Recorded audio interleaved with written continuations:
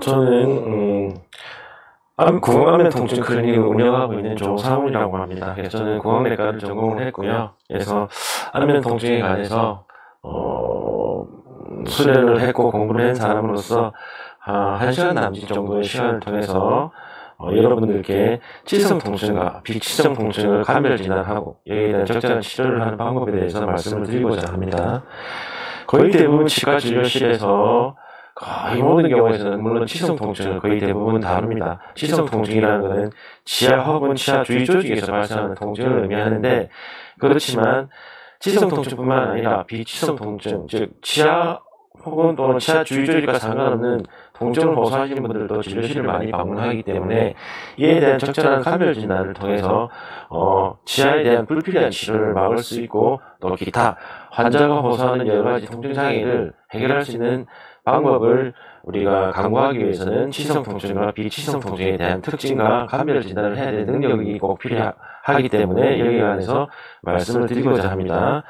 먼저 우리가 아무래도 제가 말씀드리고자 하는 내용은 치성 통증이든 비치성 통증이든 통증에 관한, 통증 장애에 관한 이야기이기 때문에 우선 우리가 통증에 대한 특성을 먼저 알아야 됩니다. 그래서 통증이 무엇인지를 알아야 되기 때문에 먼저 통증의 정의에 관해서 먼저 살펴보겠습니다.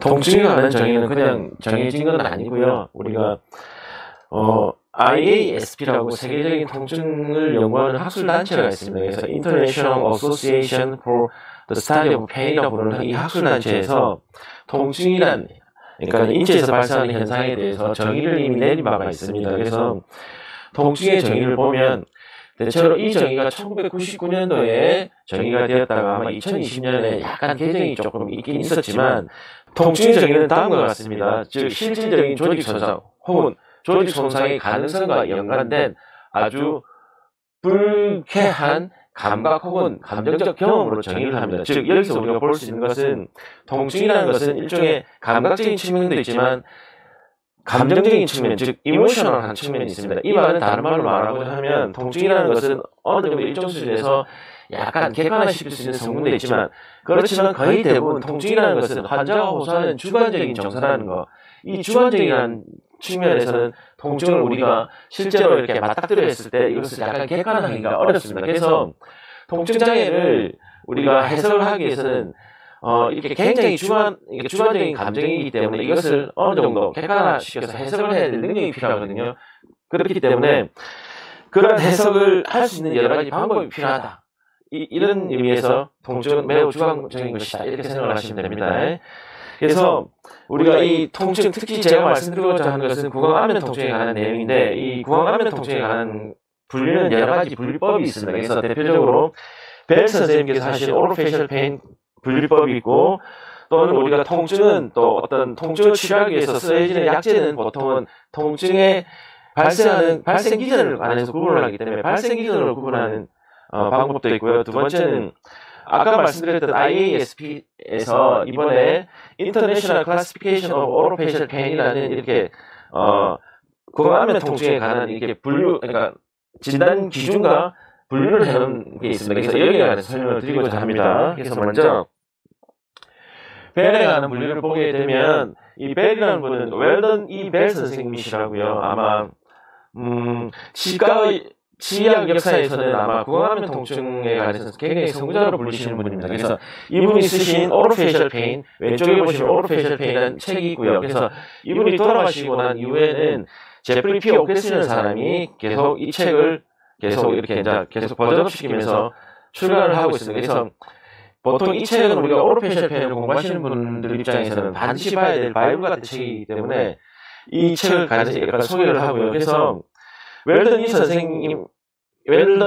벨 선생님께서는 오로페셜 페인을 이렇게까지 분류를 했습니다. 그래서 조금 자세히 보면 벨 선생님의 오로페셜 페인 분류를 보면 크게 조마틱 페인과 뉴로페셜 페인으로 구분을 합니다. 그래서 조마틱 페인은 크게 슈퍼피셜 페인과 딥 페인으로, 즉 표층 통증과 심부조직 통증으로 크게 두 개로 구분하고요. 이 딥 페인에는 우리가 템포럴 맨디블라 디소더를 구성하는 템포럴 맨디블라 페인과 머스큘라 페인, 이게 당연히 분류에 포함이 되고요. 흥미롭게도 시성 통증을 구성하는 통증 중의 하나인 페리오돈탈 페인도 뉴로머스큘라 페인으로 분류가 됩니다. 그리고 비세럴 페인은 뭐 대표적으로 그랜듈라, 어큘라, 어리큘라 페인이 되는데 쉽게 말해서 타액선에서 발생하는 통증은 비세럴 페인으로 분류가 되고요. 그 다음에 뉴로베스큘라 페인, 즉 우리가 보통 편두통, 두통과 같은 이런 두통도 비세럴 페인으로 분류가 됩니다. 흥미롭게 여기 보시면 시성 통증을 구성하는 중요한 성분, 즉 시수에서 발생하는 펄팔 페인은 비세럴 페인으로 분류가 됩니다. 그래서 우리가 치아 통증은 크게 머스큘러 페인 또는 비세럴 페인으로 분류가 된다, 이렇게 볼 수 있으면 되고요. 여기서 흥미로운 것은 어쨌든 디페인의 성격은 뭐냐면 통증이 발생했을 때, 그 조직에 통증이 발생했을 때 여기가 아프다라고 정확하게 지적하기 어려운, 나중에 후에 설명을 하겠습니다만 non-localizable pain으로 분류가 된다는 뜻입니다. 이 말은 무슨 말이냐면 환자가 치성 통증이든 비치성 통증이든 구강암면부에 통증이 발생했을 때는 거의 대부분의 경우 환자가 여기가 아픕니다, 저기가 아픕니다고 지적을 한다 하더라도 그게 통증의 원인 부위가 아닐 가능성이 되게 높다는 겁니다. 그렇기 때문에 우리가 오로페이셜 페인을 감별 진단을 잘 해야 된다는 이유가 바로 여기에서 발생을 하는 거고요. 기타 뉴로패시픽 페인에는 우리가 에피소딕 페인과 컨티뉴어스 페인으로 구분을 하고, 에피소딕 페인에는 대표적으로 우리가 페럭시즈멀 뉴랄지아 페인으로 분류가 되는 트리제미널 뉴랄지아가 있고요. 기타 컨티뉴어스 페인의 컨티뉴어스 뉴로패시픽 페인에는 우리가 에이티피컬 오돈탈지아, 지금은 용어가 조금 바뀌었습니다만 에이티피컬 오돈탈지아와 버닝 마우스 신드롬이 있습니다. 그래서 여기에 관해서도 앞으로 조금 설명을 드리고자 합니다. 두 번째, 우리가 통증의 발생 기전에 관한 분류를 보게 되면 통증에 관한 발생 기전은 크게 inflammatory pain, 즉 염증성 통증이 있고요. 뉴로패시픽 페인, 즉 신경병성 통증이 있을 수가 있고요. 우리가 보통 두통이라 부르는 뉴로베스큘라 페인이 있습니다. 기타 머스큘라 페인, 사이코지닉 페인, 심신성 통증도 있고요.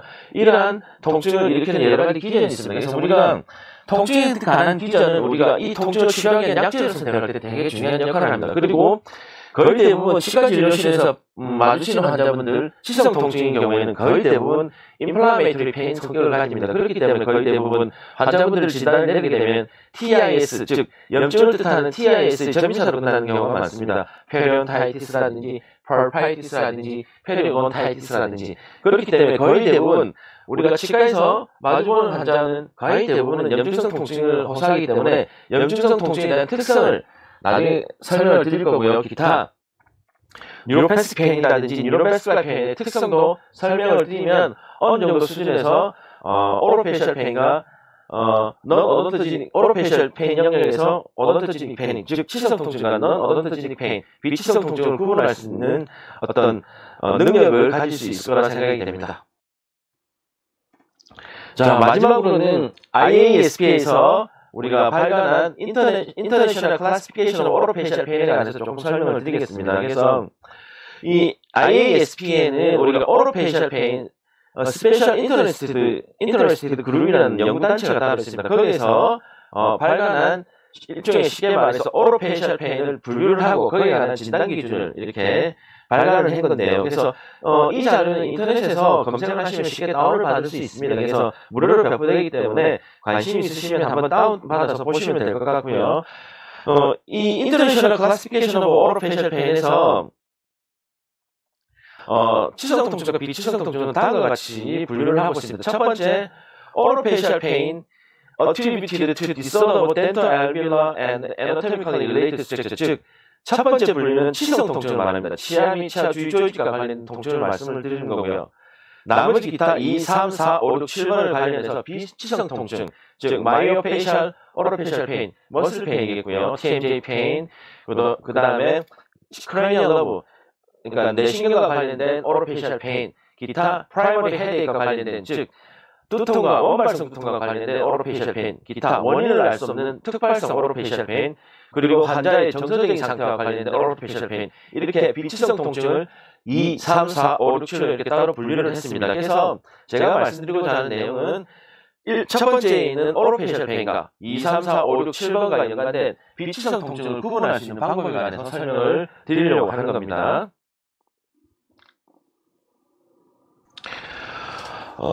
지금부터는 오로페셜 페인, 구강안면 통증의 진단 과정에 관해서 설명을 드리겠습니다. 그래서 보통 치과 진료 시에 환자가 통증을 호소하고 내원을 하게 된 경우 우리가 구강을 살펴본다든지 혹은 방사선 사진을 촬영했을 때 지금 그림에서 사진에서 보시는 것처럼 심한 치아 후식이 있다든지 혹은 방사선 사진에서 치아 후식을 발견할 수 있는 경우가 많습니다. 즉 거의 대부분의 치성 통증인 경우는 조직학적 변화를 동반하는 경우가 많습니다. 그래서 이렇게 조직학적 변화가 동반된 통증인 경우에는 통증의 원인을 찾기가 되게 쉽습니다. 그리고 여기에 많이 익숙해져 있고요.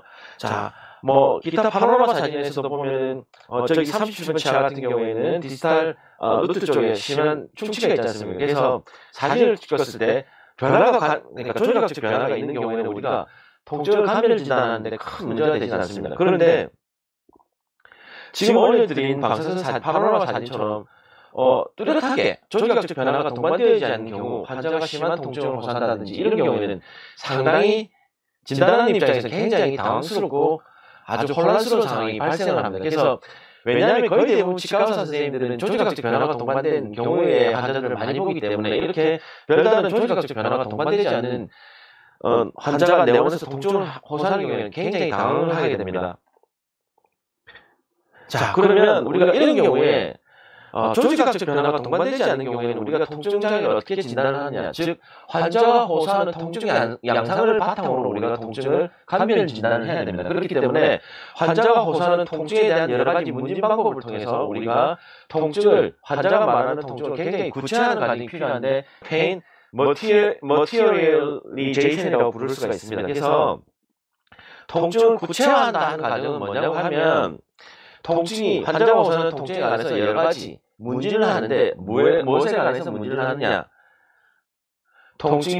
환자가 호소하는 통증의 위치, 통증이 시작된 시점, 그리고 환자가 호소하는 통증의 퀄리티, 양상, 그리고 통증의 강도라든지, 그리고 통증의 어떤 양상, 빈도라든지 통증이 한번 발생하면 그 시간이라든지, 그리고 통증 이벤트 사이에 어떤 간격이라든지 이런 거에 관해서 문진을 하고요. 기타 통증을 강화시키거나 악화시키는 요소가 있다면 거기에 관해서 문진을 하는 겁니다. 즉 이런 환자가 호소하는 통증에 관해서 이렇게 여러 가지 이런 거에 관해서 구체화시켜서 질문을 하면서 이 질문을 통해서 우리가 통증을 감별 진단을 할 수 있다.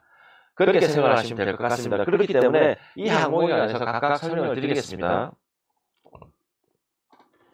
일단 환자가 호소하는 통증의 부위를 일단 평가를 합니다. 그래서 환자에게 통증이 있는 부위를 조금 구체적으로 손가락이라든지 이런 걸로 표시를 해주십시오 이렇게 말씀을 드리면 환자가 손가락으로 이렇게 지적을 할 겁니다. 그러면 밑에 있는 이렇게 안면도 모시도라든지 구강내 모시도를 통해서 거기에 표시를 해주시면 되고요. 그렇지만 아까 제가 이미 말씀드린 것처럼 치성 통증이든 비치성 통증이든 오로페셜 페인 영역, 즉 구강안면 통증은 거의 대부분 통증이 환자가 호소한다 하더라도 통증을 정확하게 그 부위를 지적하기 어렵거나 혹은 지적한다 하더라도 그게 통증의 원인 부위가 아닐 가능성이 되게 높은 non-localizable 페인으로 분류가 됩니다. 즉 diffuse 페인으로 분류가 되는 거거든요.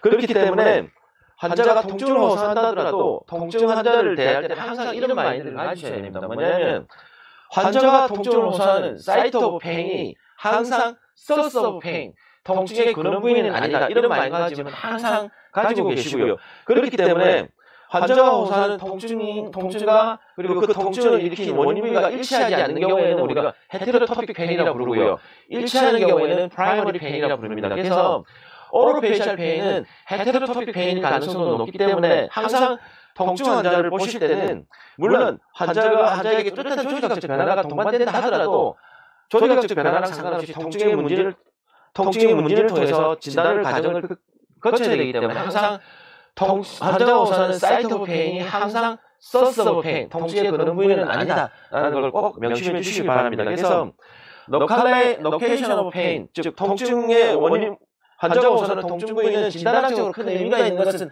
아닙니다. 그렇기 때문에 진단학적으로 큰 의미가 있는 건 아니지만 어쨌든 환자가 호소하는 통증의 부위는 반드시 기록하는 게 좋고요. 그래서 헤테로토픽 페인이라는 것은 아까 말씀드린 것처럼 통증의 원인 부위인가 통증의 근원 부위가 일치하지 않기 때문에 환자가 호소하는 통증의 통증 부위를 기록을 한다 하더라도 이게 통증의 원인 부위가 아니기 때문에 통증에 관한 문제를 또 계속 진행을 하셔야 된다. 이런 말씀입니다. 구강안면 통증 영역에서 발생하는 헤테로토픽 페인, 즉 통증의 원인 부위와 통증 환자로서는 통증 부위가 일치하지 않는 이러한 우리가 이소성 통증이라고 부릅니다. 헤테로토픽 페인. 이러한 이소성 통증은 구강안면 통증 영역에 크게 세 가지 형태가 있습니다. 첫 번째는 센트럴 페인.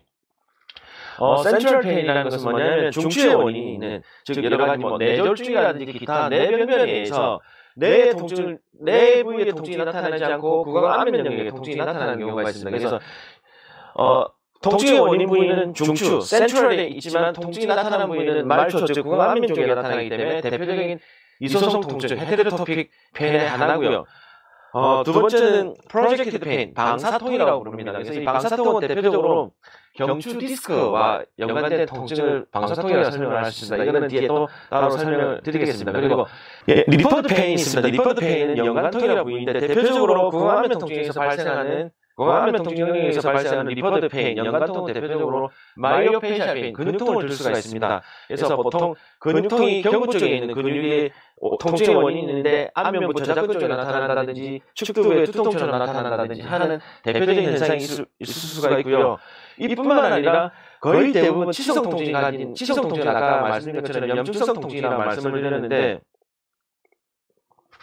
염증성 통증 또한 리퍼드 페인을 일으킬 수가 있습니다. 그렇기 때문에 우리가 치과의사로서 구강안면 통증을 우리가 진단하는 과정에서는 리퍼드 페인에 관해서는 상당히 이해를 하시는 게 되게 중요합니다. 그래서 프로젝티드 페인과 리퍼드 페인은 아주 유사한 통증 양상이지만 구분에 대한 필요성이 있기 때문에 여기에 관해서 조금 더 설명을 드리겠습니다.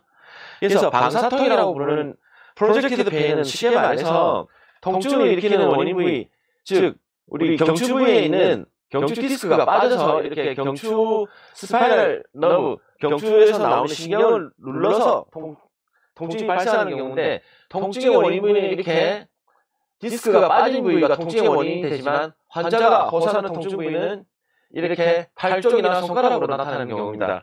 그렇지만 중요한 것은 프로젝티드 페인은 동일한 신경 가지 내에서 발생하는 겁니다. 즉 통증의 원인 부위와 통증의 환자가 호소하는 통증을 호소하는 부위가 다르다 하더라도 통증의 원인 부위와 통증을 호소하는 부위가 같은 신경분포, 같은 신경 지배를 받는 영역에서 발생한다는 것에서 프로젝티드 페인은 이런 특성을 가지고요. 리퍼드 페인은 다릅니다. 그래서 이 그림에서 보시면 우리가 이게 흉쇄 유돌근이라고 부르죠. 이 흉쇄 유돌근의 통증의 원인인 경우에 이렇게 눈 주변이라든지 그 다음에 이렇게 정수리 부분이라든지 기타 안면부에 통증이 나타납니다. 즉 통증의 원인 부위는 흉쇄 유돌근이지만 통증이 나타나는 부위는 안면부인데요. 흉쇄 유돌근은 경추에서 나오는 스파이널 너브에서 분지가 돼서 흉쇄 유돌근에 분포하고 있는 신경은 경추에서 빠져나오는 신경이 지배를 하고 있습니다. 그렇지만 안면부 같은 경우는 우리가 3차 신경이 안면부의 통증 감각을 지배하고 있거든요. 그래서 리퍼드 페인의 가장 큰 특징은 뭐냐면 통증의 원인 부위와 통증이 발생하는 부위가 동일한 신경 가지가 아닌 다른 인접한 신경 가지 쪽에서 발생한다는 점이 프로젝티드 페인과 구분되는 특징입니다. 그래서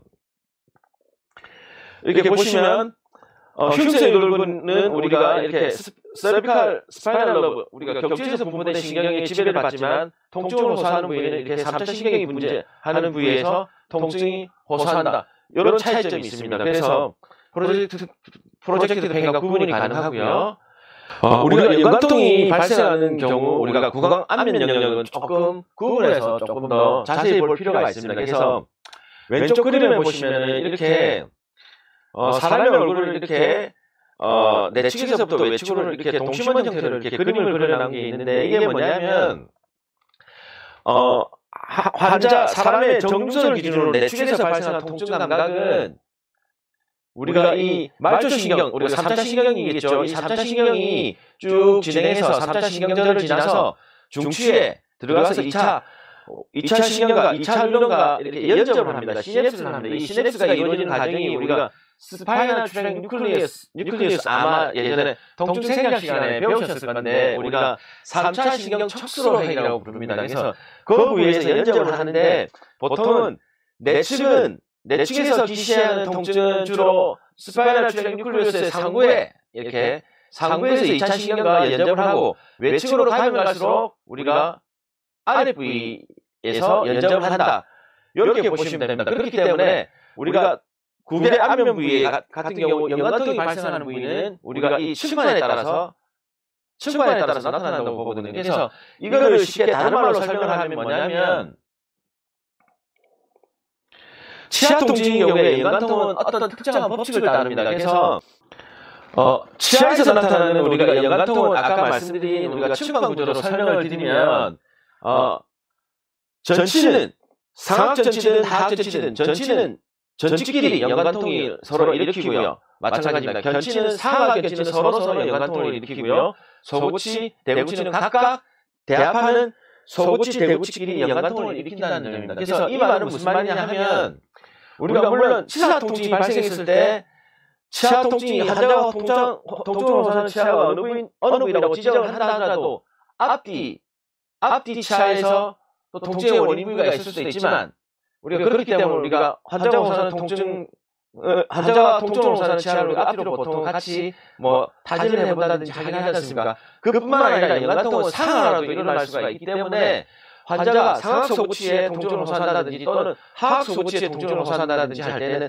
반드시 인접한 치아뿐만 아니라 대합치아에 대해서도 우리가 통증 유발 자극 검사, 타진이라든지 기타 검사를 해서 통증의 원인 부위가 있는지를 확인을 해야 됩니다. 그래서 우리가 치성 통증의 경우에는 같은 대합하는 치아끼리 이렇게 연관통을 일으킬 수 있다 이렇게 이해를 하시면 되고요. 이 말은 반대로 얘기하면 소구치에 발생한 통증이 전치라든지 대합하는 치아의 전치라든지 대구치라든지 이런 쪽으로는 연관통이 일어나진 않는다.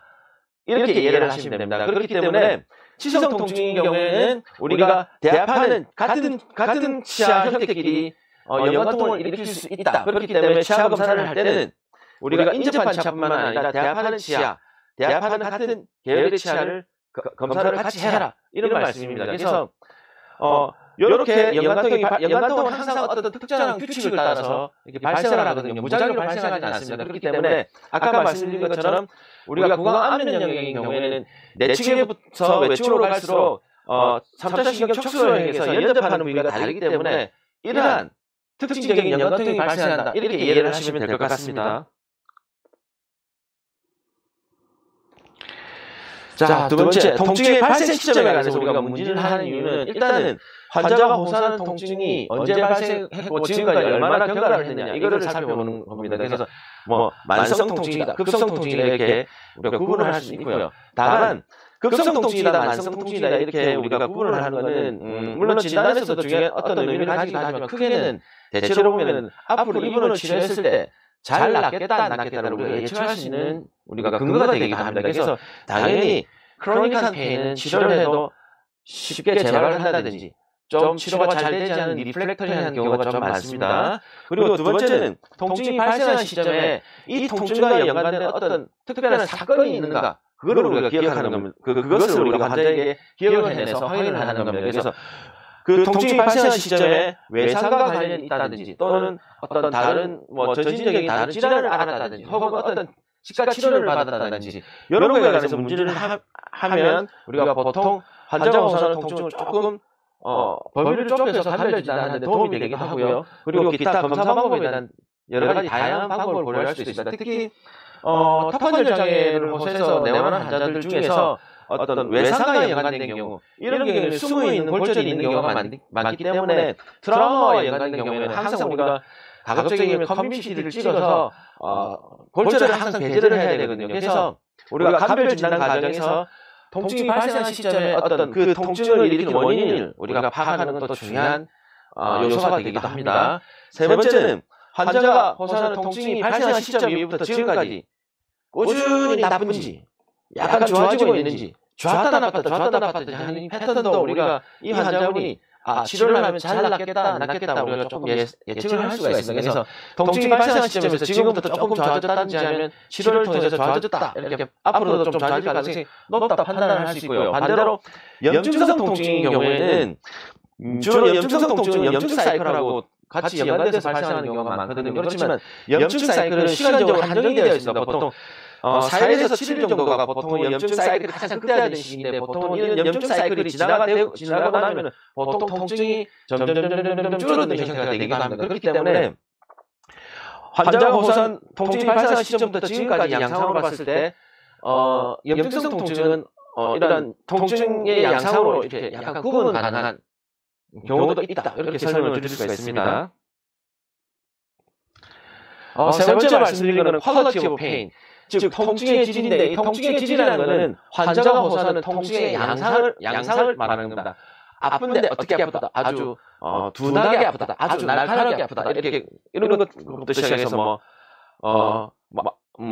화끈거린다, 아니면 쑤신다, 욱신욱신한다 이런 식으로 표현을 하거든요. 그래서 보통 영어적 표현으로는 이렇게 우리가 bright, dull 혹은 itching부터 pulsating까지 이렇게 나눌 수가 있습니다만은 그렇지만 이거는 영어적 표현이 그렇지만 우리나라 같은 경우에는 굉장히 형용사가 많이 발달했고 용어는 굉장히 발달한 나라고 거기에 따라 사투리도 많기 때문에 사투리마다 또 이게 형용사가 되게 다양하거든요. 그래서 우리나라 입장에서는 솔직히 quality of pain, 이 통증의 질을 조금 감별하기가 조금 어렵긴 어렵습니다. 굉장히 다양한 방언이 있기 때문에. 그렇지만 quality of pain에서 중요한 진단학적 가치를 가지는 경우가 있긴 있습니다.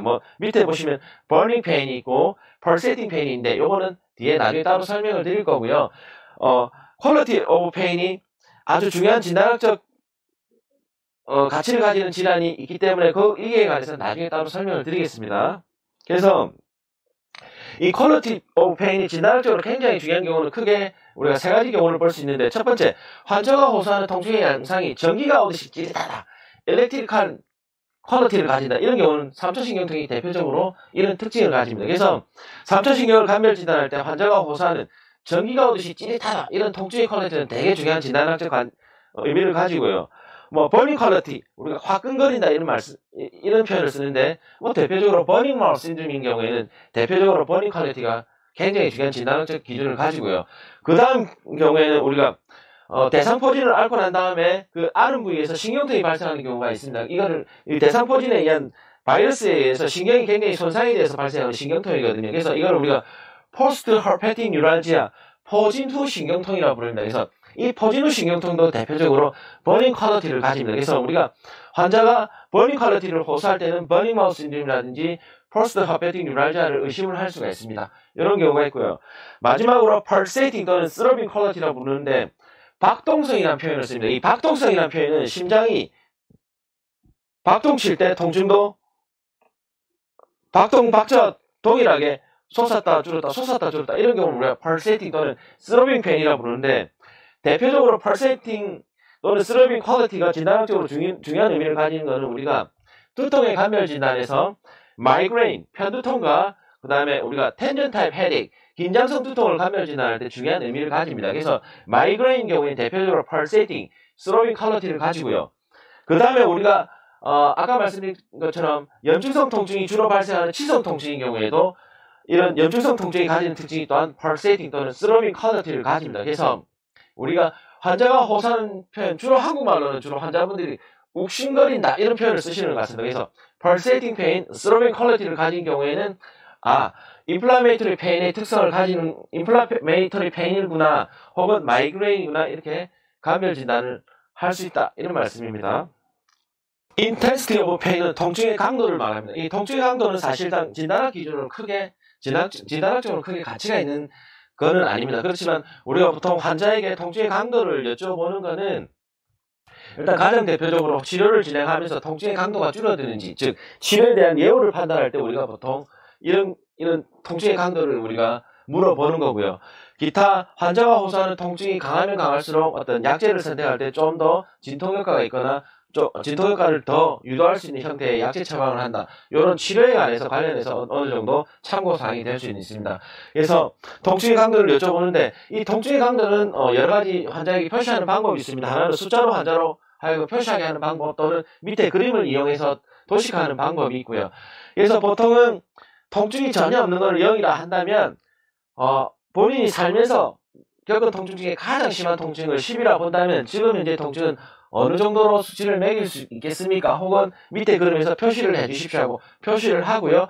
그래서 치료라든지 치료 경과에 따라서 이 통증의 강도가 감소를 하는지 평가를 하는, 치료에 대한 반응을 평가하는 중요한 기준이 된다. 이런 의미에서 intensity of pain은 의미가 있다. 이렇게 생각하시면 되고요. 다만 우리가 두통의 감별 진단을 할 때 보통 통증의 강도가 조금 의미를 가지기도 합니다. 보통은 우리가 헤데익을 크게 긴장성 두통과 헤데익 즉 두통의 프라이머리 헤데익 즉 원발성 두통에서 가장 대표적인 게 마이그레인과 긴장성 두통이 있습니다. 그래서 보통은 긴장성 두통은 마일드 혹은 마더리트 페인으로 분류를 하고요. 마이그레인 같은 경우에는 마더리트 혹은 시비어 페인으로 분류를 합니다. 그렇기 때문에 두통의 강도가 조금 강하다 이런 경우에는 마이그레인 가능성이 조금 높습니다. 그래서 우리가 두통을 감별 진단할 때는 이런 인텐시티 오브 페인이 중요한 의미를 가질 수도 있다. 이렇게 생각하시면 될 것 같습니다. 통증의 양태. 통증의 양태는 우리가 시간적 양태, 그 다음에 뭐 이런 것들이 되게 중요합니다. 실질적으로 우리가 감별 진단을 할 때 가장 중요한 요소로 꼽는 게 바로 이 통증의 양태입니다. 일단은 통증의 양태는 우리가 시간적으로 분류를 했을 때는 continuous pain과 intermittent pain, 즉 지속성 통증과 뜨문뜨문 간헐적으로 발생하는 통증 이렇게 구분할 수 있고요. 다만 이런 경우는 짧은 시간 내에서 우리가 판단을 할 때 continuous pain 혹은 intermittent pain 이렇게 분류를 하고요. 어느 정도 일정한 기간 내에서 통증이 계속 꾸준하게 있다 혹은 있다 없다 한다 할 때는 우리가 continuous pain 혹은 episodic pain 이렇게 구분을 합니다. 그래서 이 시간적 양태가 중요하고요. 밑에 spontaneous pain 혹은 stimulus evoked pain, 즉 어떠한 자극이 없어도 통증이 자발적으로 발생하는 자발성 통증이냐 혹은 어떤 자극이 주어졌을 때만 통증이 발생하는 자극이 주었을 때만 발생하는 통증이냐, 이것도 중요한 감별 진단의 요소가 됩니다. 왜냐하면 나중에 따로 설명을 드리겠지만 염증성 통증은 spontaneous pain, 즉 자발통 특성을 가지는 경우가 있습니다. 그래서 염증이 심한 경우에는 특별한 자극이 없다 하더라도 그 부위에 통증이 발생하는 경우가 있거든요. 그래서 환자가 spontaneous pain을 호소한다 이런 경우에는 환자가 호소하는 통증은 적어도 염증성 통증이구나 라고 우리가 처음부터 감별 진단을 할 수가 있다 이렇게 생각을 하시면 될 것 같고요. 두 번째, 수면 중에 통증이 있냐 없냐, 이게 되게 중요한 진단학적 기준입니다. 보통은 이 경우에는 우리가 3차 신경통을 감별 진단할 때 되게 중요한 의미를 가지거든요. 그래서 환자가 통증을 호소를 하는데 치아 쪽에는 별다른 조직학적 변화가 호소하지는 않습니다. 그렇지만 환자가 심한 통증을 호소한다면 물론 나중에 3차 신경통에 관해서 우리가 감별 진단하는 방법을 제가 설명을 드리겠지만 중요한 거는 수면 중에 통증이 있는가 없는가를 판단을 하시는 겁니다. 뭐냐면 보통 치성 원인인 경우에는 염증성 통증이고, 이 염증성 통증은 수면 중에 통증이 발생할 수도 있습니다. 뭐 환자분들 가끔씩 치수염이 심하게 있는 분들 치과에 와서 아파서 어젯밤 한숨도 못 잤어요 하는 경우가 흔하지 않습니까? 그래서 보통은 치성 원인과 관련된 통증인 경우에는 수면 중에도 통증이 일어나는데 3차 신경통인 경우에는 활동할 때만 통증이 일어나고 수면 중에는 절대 통증이 일어나지 않는 특성을 가집니다. 그래서 환자분이 내원하셨을 때 치아에는 전혀 문제가 없어 보이지만 심한 통증으로 잠을 설쳤다, 잠을 못 잤다 이런 경우에는 3차 신경통은 배제가 되고 치성 원인일 가능성이 높다라고 이렇게 생각을 하시면 됩니다. 그래서 물론 우리가 치아 크랙이라든지 이런 경우에는 뚜렷한 조직학적 변화가 보이지 않아도 치수염이 오는 경우가 있지 않습니까? 그렇기 때문에 수면 중에 통증이 있다 없다는 중요한 감별 진단의 요소가 되고요. 나중에 따로 말씀을 드리겠지만 3차 신경통의 경우 수면 중에 통증이 발생한다. 아무리 봐도 이 환자는 3차 신경통 같은데 수면 중에 통증이 발생한다. 이런 경우에는 중추의 원인이 있을 가능성이 높기 때문에 이런 3차 신경통 환자분들은 반드시 의뢰를 해서 우리가 MR 브레인을 촬영하다든지 여러가지 중추에 관한 질환에 관한 감별 진단이 필요합니다. 그렇기 때문에 거의 대부분의 3차 신경통인 경우에는 수면 중에 통증이 있는 경우는 굉장히 드물고요. 거의 없다라고 생각하시면 됩니다. 그래서 수면 중에 통증이 있다 없다를 기준으로 3차 신경통을 배제는 할 수 있고요. 수면 중에 통증이 있다, 이걸로 환자가 호소하는 통증이 inflammatory pain, 염증성 통증일 가능성이 있다 이렇게 생각을 하시면 됩니다.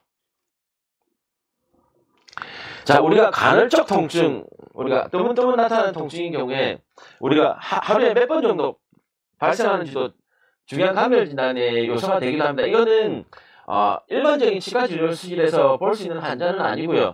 우리가 두통의 분류를 보게 되면 자율신경 증상이 동반된 두통 이런 분류가 따로 있습니다. 그래서 거기에는 물론 우리가 들어는 보셨을 우리가 군집성 두통부터 여러가지 성트라든지 여러가지 질환들이 있는데 그거를 감별 진단할 때는 하루에 나타나는 통증의 빈도수가 조금 중요한 의미를 가지기도 하지만 대체적으로 치성 통증이라든지 일반적인 비치성 통증에서는 통증이 하루에 발생하는 빈도 자체는 크게 진단학적 의미가 없습니다. 그렇지만 통증의 듀레이션, 각 통증이 한번 발생했을 때 이 통증이 얼마나 지속되느냐, 이거는 되게 중요한 진단학적 기준을 가집니다. 특히 두통의 경우에는 아까 뭐 두통의 강도에 따라서 편두통과 긴장성 두통을 구분하기도 합니다만은, 편두통의 경우에는 두통이 발생했을 때 발생하는 시점이 보통 시간적으로 정해져 있습니다. 보통 4시간에서 72시간 정도 나타나거든요.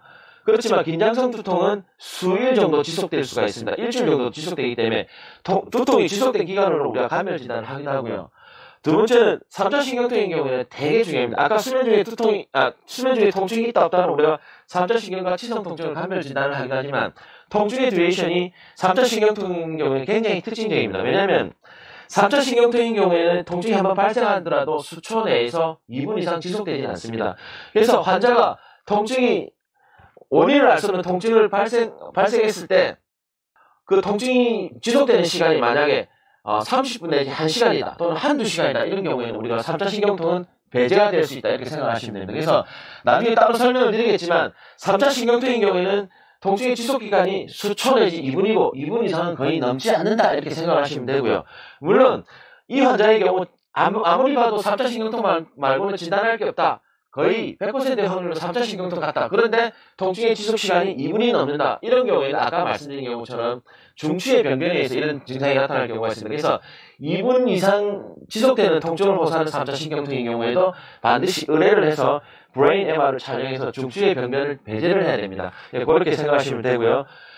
세 번째, 각 통증이 발생하는 통증 사건 사이 간의 시간적 관계, 즉 충분한 기간이 존재하느냐 안 하느냐, 이런 것도 통증을 감별 진단하는 데 중요한 요소가 되는 경우가 있습니다. 이런 경우에는 보통 우리가 아까 말씀드린 것처럼 continuous pain과 episodic pain을 감별할 때 보통 episodic pain은 보통 통증과 통증 이벤트 사이에 어떤 시간적 관계가 또렷이 긴 기간이 있는 경우가 있거든요. 그래서 그림으로 설명을 하면, 짧은 시간 내에 continuous pain이 지속적으로 통증이 있는 경우 또는 통증이 있다 없다 이렇게 간헐적으로 발생하는 이런 경우에 우리가 컨티뉴스 페인과 인터미디어트 페인으로 구분을 하고요. 그렇지만 통증의 에피소드가 이렇게 있지만 이렇게 명확하게 이렇게 꾸준하게 지속적 통증이 있는 경우도 있고, 이렇게 파란색 그래프처럼 이렇게 통증이 있다 없다 하는데 이렇게 일정한 긴 시간 관계가 존재하는 경우도 있습니다. 이걸 우리가 이런 기간이 존재하는 대표적인 특징이 두통도 있을 수가 있고요. 3차 신경통이 이런 경우가 있습니다. 그래서 3차 신경통의 또 다른 특징 중에 하나가 뭐냐면 스폰테이니어스 레미션이라고 부르는 자발적인 증상 완화기가 있습니다.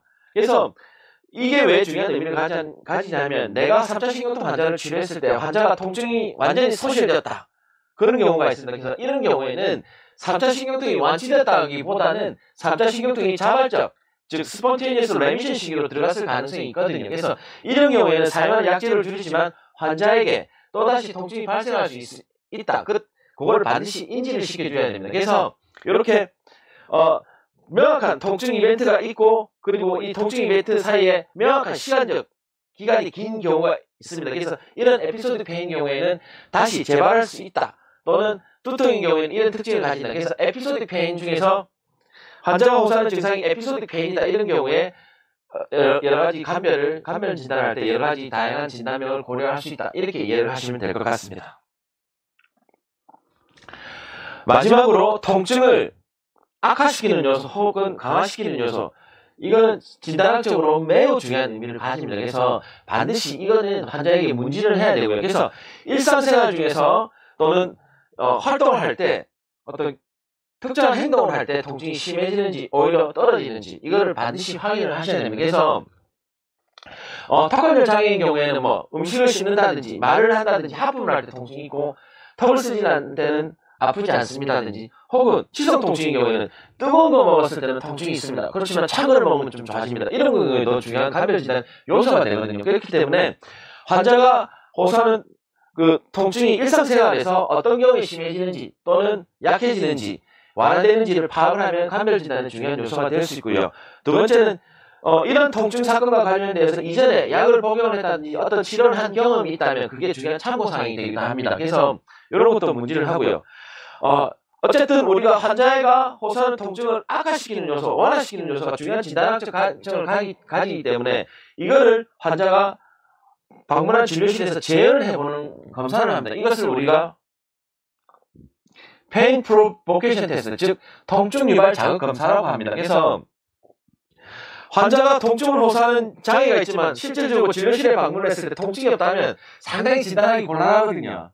당황스럽습니다. 그렇기 때문에 만약에 환자가 호소하는 통증을 우리가 여러 가지 방법으로 재현할 수 있다면 당장 눈앞에서 환자가 통증을 호소하는 모습이라든지 패턴을 봤을 때는 진단학적으로 중요한 의미를 가지기 때문에 그래서 환자가 호소하는 통증이 유발되는 검사를 해봅니다. 그렇기 때문에 환자가 만약에 치아가 부딪혔을 때 아파요, 뜨거운 거 먹었을 때 아파요 하면 우리가 어떻게 합니까? 말 그대로 그런 자극을 환자에게 하는 겁니다. 그래서 이 통증 유발 자극 검사는 진단학적으로 중요할 수밖에 없는데 그렇기 때문에 우리가 각각의 의심되는 통증 장애에 따라서 각각의 어떤 경우에 이런 경우에는 이런 통증을 일으킬 수 있다 하는 이런 여러 가지 검사법을 이해를 하시는 게 되게 중요합니다. 그렇기 때문에 보정과에서 보통 우리가 치성 통증을 감염 진단할 때 제일 많이 쓰는 게 뭐가 있겠습니까? 타진, 냉온 자극 이런 게 있지 않습니까? 물론 진단학적 마취도 들어가겠지만 그렇기 때문에 주로 치성 통증을 우리가 치아에 통증이 있는지 없는지를 판단할 때 아까 말씀드렸던 타진, 그 다음에 우리가 냉온 자극 검사 또는 불기 깨물기 한다든지 이런 게 있지 않습니까? 그래서 이게 바로 프로보케이션 테스트가 되는 거고요. 타관절 장애인 경우에는 우리가 보통 관절을 압박한다든지 근육을 촉진한다든지 기타 또 다른 프로보케이션 테스트 방법이 있습니다. 그래서 각각의 통증 장애에 따라서 이러한 통증의 특성을 재현할 수 있는 프로보케이션 테스트를 이해를 하고 여기에 대한 지식이 많으시면 많을수록 감염 진단을 하시는데 상당히 도움이 되기도 합니다. 그래서 일단은 우리가 페인 프로보케이션 테스트, 즉 이 페인 프로보케이션 테스트, 통증 유발 자극 검사는 진단학적으로 매우 중요한 의미를 가진다기 때문에 반드시 이거는 숙지를 하시는 게 좋습니다. 그래서 아까 말씀드린 것처럼 통증의 부위, 통증이 발생한 시점, 환자가 호소하는 통증의 질, 그리고 통증의 강도, 그리고 통증의 행동 양태, 빈도, 그리고 통증이 한번 발생했을 때 지속되는 시간, 그리고 통증과 통증 이벤트 사이에 어떤 일정 기간이 존재하는지 또는 이 통증을 악화시키거나 강화시키는 요소에 대해서 문진을 통하면 우리가 어느 정도 수준에서 통증의 감별 진단이 가능하다 이렇게 말씀을 드릴 수가 있습니다. 왜냐하면 통증장애를 분류할 때 보통은 제가 말씀드렸던 이런 기준으로 우리가 통증의 특성을 분류를 해서 감별 진단을 하거든요. 그렇기 때문에 감별 진단 기준 자체가 앞서 말씀드린 이러한 것을 기준으로 감별 진단을 실제로 하고 있습니다. 그렇기 때문에 반드시 이 항목에 관해서는 이해를 하고 어느 경우든 환자에게 뚜렷한 조직학적 변화가 동반됐다 하더라도 통증은 따로 떼어놓고 이렇게 문진을 하셔서 아까 말씀드렸던 pain materialization, 즉 통증을 구체화하는 과정이 반드시 필요하다. 여기에 대해서 숙지를 하셔야 됩니다.